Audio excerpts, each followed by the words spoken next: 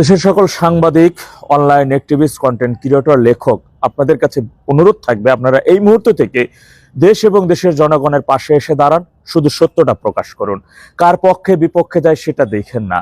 দেখুন, এই মুহূর্ত থেকে এই 24 আগস্ট থেকে বাংলাদেশ বর্তমান যে সহিংসর দিকে চলে যাচ্ছে আস্তে আস্তে, এবং ধীরে ধীরে পুরো দেশের জনগণকে যে গ্রাস করে ফেলতেছে সেই বিরোধী চক্রগুলো, দেশ বিরোধী চক্র, এটি কিন্তু আপনারাও অ্যানালাইজ করতেছেন, উপলব্ধি করতে পারতেছেন। দেখেছেন সিনিয়র সাংবাদিক বিভূরঞ্জন রায়কে কিভাবে নির্মমভাবে তাকে বাড়ি থেকে তুলে নিয়ে পরবর্তী নদীর মধ্যে তার লাশ।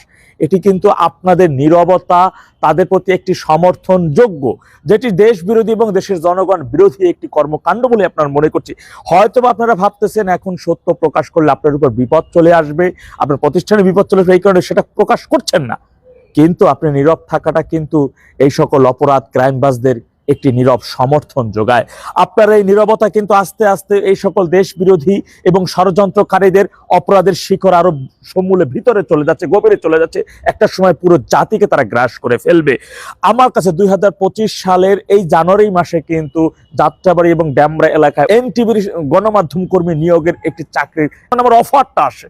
অফার ছিল, আমি কিন্তু সেখানে আমার অ্যাপয়েন্টমেন্ট পর্যন্ত ছিল, আমি সেখানে জয়েন করি নাই। কারণ আমি জানি সকল গণমাধ্যমে ঢুকলে পার সত্য কথাটা বলা যাবে না, সত্য প্রকাশ করা যাবে না, কারণ গণমাধ্যম কর্তৃক দ্বারা তাদের গলাটা এভাবে টিপে ধরা রয়েছে। আমি সেইকে বিসর্জন দিয়েছি। কেন বিসর্জন দিচ্ছি? শুধু সত্য প্রকাশের জন্য। আজকে দেখেছেন এখানে নিজেদের স্বার্থে একজন ব্যক্তিকে নেতা বানানো হচ্ছে, আবার নিজেদের স্বার্থে তাকে হত্যা করা হচ্ছে। হত্যা হয়ে যাওয়ার পরে তাকে নিয়ে কয়টা দিন আলোচনা চলা হচ্ছে। এখন তিনি যার মারা গেছেন তাকে নিয়ে একটা নিজেদের স্বার্থেই আবার রাজনীতি করা হচ্ছে, যার উজ্জ্বল উদাহরণ হচ্ছেন হাদি। আপনারা দেখেছেন কিভাবে আলোচিত একজন ব্যক্তি, কিভাবে তাকে মাসের পর মাস লাশ ডিপ ফ্রিজের মধ্যে রেখে স্বার্থের জন্য তাকে ব্যবহার করা হয়েছে। এটা এই নির্মমতার শেষ কথা আপনারা এখন পর্যন্ত একটু অ্যানালাইজ করে দেখুন। 24 আগস্ট মূলত তাদের বঙ্গবন্ধু কন্যা জননেত্রী শেখ হাসিনার উপর যে আক্রোশ, আওয়ামী লীগের উপর আক্রোশ, তা কিন্তু নয়। তাদের মূল আক্রোশটাই হচ্ছে 71 মুক্তিযুদ্ধ। এখানে দেখেছেন বাংলাদেশের এমন কোন স্তরে আছে মুক্তিযুদ্ধের একটা স্মৃতিস্তম্ভ এখন বিজড়িত পাবেন? কোন স্মৃতিস্তম্ভগুলো আছে? আজকে ঢাকায় অবস্থিত স্বাধীনতা জাদুঘর পর্যন্ত সবকিছু ধ্বংস করে দেওয়া হয়েছে। এটা আপনারা দেখেছেন। আজকে দেখুন পাঠ্য বই থেকে বঙ্গবন্ধু এই উপাধিটা পর্যন্ত তুলে দেওয়া হয়েছে। আজকে দেখেছেন আপনারা বিসিএস এর প্রশ্নে সেখানে বলা হয়েছে মুক্তিযুদ্ধকে বলা হয়েছে প্রতিরোধ যুদ্ধ, আর রাজাকারদের বলা হয়েছে কি দখলদার। রাজাকার বাহিনীদের, মিলিটারি সেই পশ্চিম পাকিস্তান পাক বাহিনীদের বলা হচ্ছে দখলদার বাহিনী। এই ইতিহাস কিভাবে বিকৃত হচ্ছে একবার একটু চিন্তা করে দেখুন। বাংলাদেশে এই যে কিছুদিন আগে বরিশালে একজন বীর প্রতীককে বিনা চিকিৎসায় তাকে হত্যা করা হয়েছে। আপনারা দেখেছেন বীর মুক্তিযোদ্ধার কবরে কিভাবে আগুন ধরিয়ে দেওয়া হচ্ছে। আপনারা দেখেছেন কিভাবে বীর মুক্তিযোদ্ধার গলায় জুতার মালা দেওয়া হচ্ছে। অর্থাৎ এই স্বাধীনতা বিরোধীদের বিষয়ে আপনারা যে কোনো গণমাধ্যমে কোনো নিউজ করছেন না, এবং এবছর কেন বিশ্ব ইজতেমাটা হলো না, এর পিছনে কারণটা কি? সেই বিশ্ব ইজতেমার মাঠ ঘিরে কত মানুষ হতাহত এবং হত্যা করার নীল নকশা করেছিল, সে বিষয়টা আপনারা বলেন না। এখন পর্যন্ত ঢাকার মধ্যে দেখুন তালেবানের শীর্ষ নেতা, হুজির নেতা, তিনি আজকে 7 দিন ধরে বিভিন্ন কওমি মাদ্রাসায় ঘুরঘুর করতেছেন, বিভিন্ন গোপনে মিটিং করছেন। মামুনুল হক তার সাথে ঘুরছেন, এবং বাংলাদেশে থেকে হিজবুত তাওহীদের জঙ্গি নেতারা এবং আপনারা জানেন হরকাতুল জিহাদের নেতারা তার সাথে এখানে এসে কথা বলতেছেন।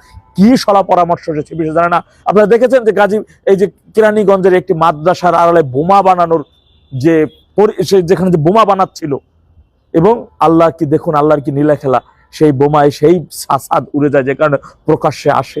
এই তথ্যগুলো আপনারা প্রকাশ করছেন না। আপনারা এই বিষয়গুলো নীরব থেকে এই সকল দেশ বিরোধী, স্বাধীনতা বিরোধী, জঙ্গি সন্ত্রাসবাদ বিরোধী, দেশ বিরোধী এবং ক্ষমতার জন্য এহেন সকল প্রকার অপকর্ম যারা করে যাচ্ছে, তারা যখন ক্ষমতায় চলে আসবে তখন আপনার পরিণতি কি হবে?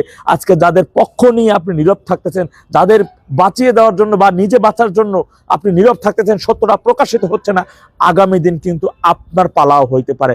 আগামী দিন কিন্তু আপনি ওদের শিকার পরিণত হইতে পারেন। তাই আমি আপনাদের কাছে অনুরোধ করব, প্রয়োজন হলে প্রতিষ্ঠানের চাকরিটা ছেড়ে দিন না। দেশের জন্য, দেশের মানুষের জন্য আপনার এই ত্যাগ চিরস্মরণীয় হয়ে থাকবে। দেশের মানুষ বা কোনো সংগঠনের ব্যক্তি যদি আপনাকে মূল্যায়ন না করেন, অন্তত কার্যই হোক না কেন, সৃষ্টিকর্তার কাছে তো আপনি মূল্যায়িত হবেন। দেশের জন্য এতটুকু ত্যাগ। আমি একজনের সাথে শেয়ার করেছিলাম আমার ঢোকাটা কি হবে, আমার উচিত হবে কি না।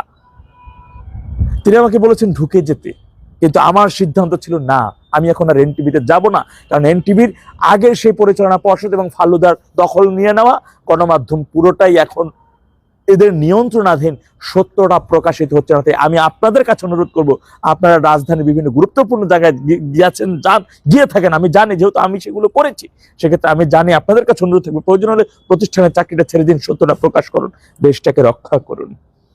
ওরা যদি আরেকটু বেশি সময় পায়, এই স্বাধীনতা বিরোধীরা যে কোনো মূল্যেই হোক না কেন, তারা ক্ষমতায় আসার জন্য সকল প্রকারের অপকর্ম, জঘন্য কাজ করতে তারা প্রস্তুত আছে।